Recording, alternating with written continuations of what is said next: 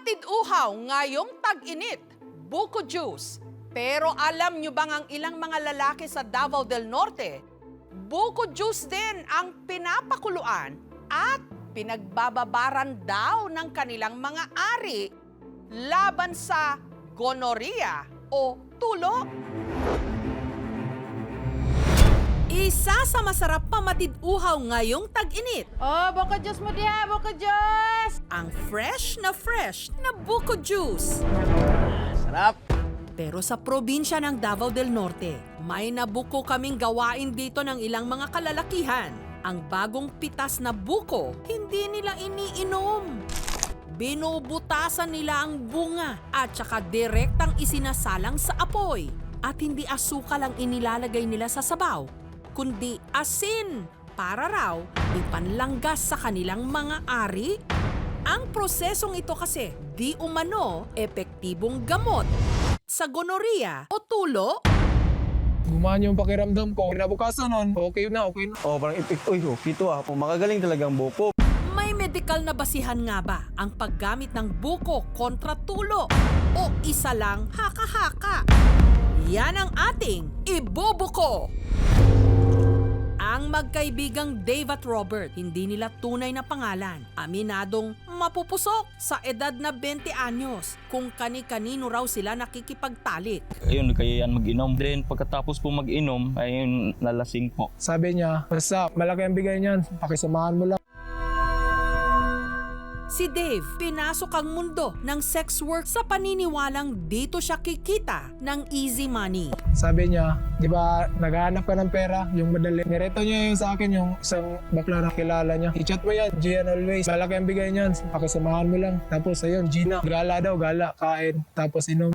Hanggang nangyari na nga ang bagay na matinding pinagsisisihan ngayon ni Dave. Nagtalik na kami. Sabi ko na, kunin ko muna kondom ko. Sabi niya na, huwag na, nandito na yan eh. Sige na. Tapos ako, lasing na eh. Okay, Gina lang. Binigyan niya ako pa uwi, 1.5. Tapos may 1K na pamasahe daw, 2.5 lang.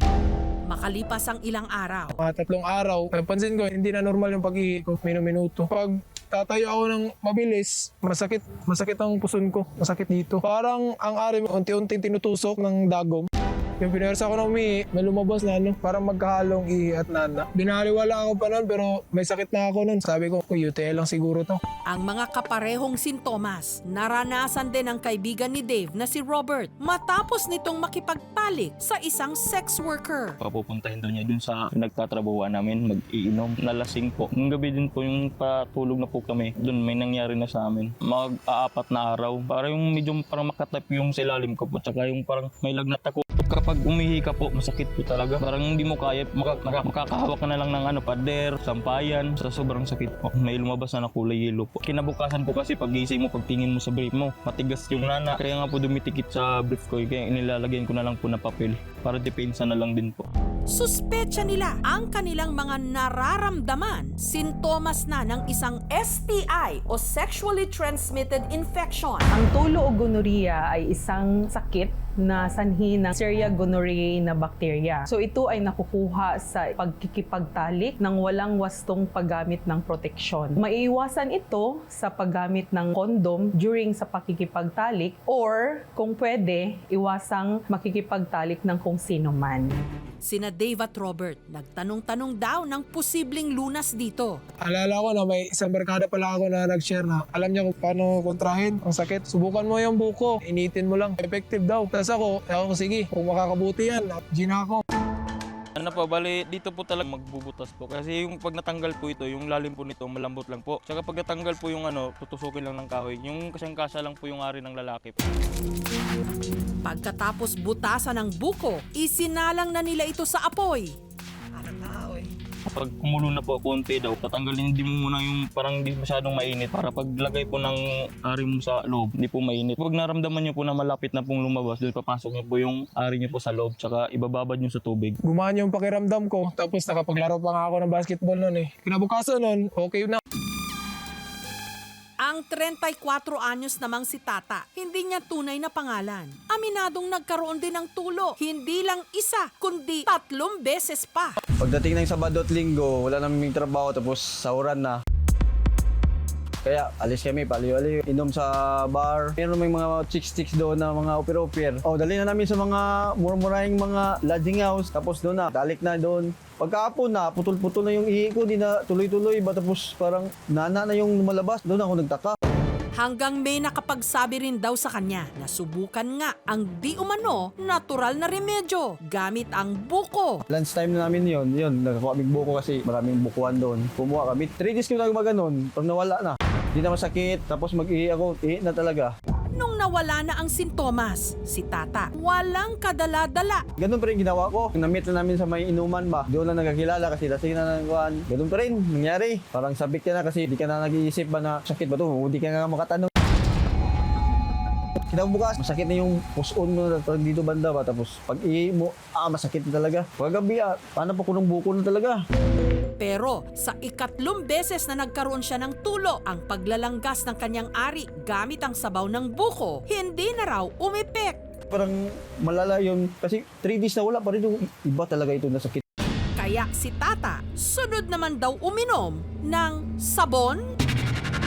Try ko naman yung powder. Sana, di makaya yun. Parang hindi lang tayo mabula ba. Kaya pwede siya rin, lunukin na. Paalala lang po, napakadelikado po itong gawin. Huwag na huwag gagayahin. Siyempre, common sense naman, hindi pwede mong inumin yun. Ang sabon ay yari po sa mga asido o kaya po mga alkali na pwede po magpasira ng ating pong sikmura. No? So, huwag kang magtaka kung bigla ka magsuka, magtae, sumakit ang todo yung tiyan mo. Ang sakit ni na Dave, Robert at Tata, sinarili na lang daw nila sa takot na mahusgahan. Bale, ininjikan po ako dito sa may balikat po. Tsaka pagkatapos po, binigyan ako ng gamot, 3 tabletes po. Isang linggo yun, gumaling na talaga. Para makasiguro na cleared na o nagamot na talaga sina Robert at Dave, sinamahan sila ng aming team para sa isang follow-up check-up. Si Robert kasi, since recent lang siya, no? Sa external, wala naman sa itlog, wala. When we did our rectal exam, namamaga yung kanyang prostate. If you have a lot of pus there, no, infected by your gonorrhea, pwede siyang mag-migrate into the gland. Therefore, your prostate can also be infected. So, you have to treat that as well. If that is not managed, there's a high tendency na mababarahan na yung daluyan ng similya niya. That would lead to infertility. I gave him antibiotic para doon sa kanyang infection. Si Dave naman, since medyo nabigyan siya ng tamang management, wala namang progression yung kanyang infection, once tama yung medication, tama yung dosage mo, then it is curable. Ngunit may medikal nga bang basihan na ang sabaw ng buko na pinaapuyan at inasinan kapag ipinanlanggas sa ari nakagagamot ng tulo? Wala ang scientific evidence, no, yung mga ganon na proseso sa paggamot ng gonorrhea. Siguro kung iinumin yung buko, magiging hydrated yung isang pasyente kasi mas maganda din para palagi siyang umiihi. It's not a definitive treatment kasi yung wastong paggamot ng ating gonorrhea, dahil ito isang bacteria, ay paggamit ng antibiotic. Yun lang po. Probably, the soothing effect of that juice, ng buko juice, made him feel better, but it did not per se treated their infection. The best way is to prevent it by using condom, especially if you are not sure of your partner. Pag nakakainom, nakakalimot, what they can do is, right after contact, dapat maghugas sila ng sabon. Sasabonin yon, then kailangan nilang umihi at the same time while nagsasabon sila. For those who are already infected, they should be treated. When we say sex, very taboo talaga sa Filipino culture. Kaya marami nagkaka-STI kasi nga, they do the risky things na sabi nila bawal. Di kasi pinag-usapan. Pero kung pinag-usapan siya at the very young age, siguro mas bababa yung mga cases ng STI. Respeto lang kasi that's just health concern. Hindi naman yan nakakabawas ng pagkatao. Ang usapin tungkol sa sex, napapanahon laging pag-usapan, lalo na kapag ang mga bata nasa hustong gulang na. Ang tamang impormasyon, nakatutulong, kapangyarihan. Thank you so much mga kapuso. Kung nagustuhan niyo po ang videong ito, subscribe na sa GMA Public Affairs YouTube channel. Don't forget to hit the bell button for our latest updates.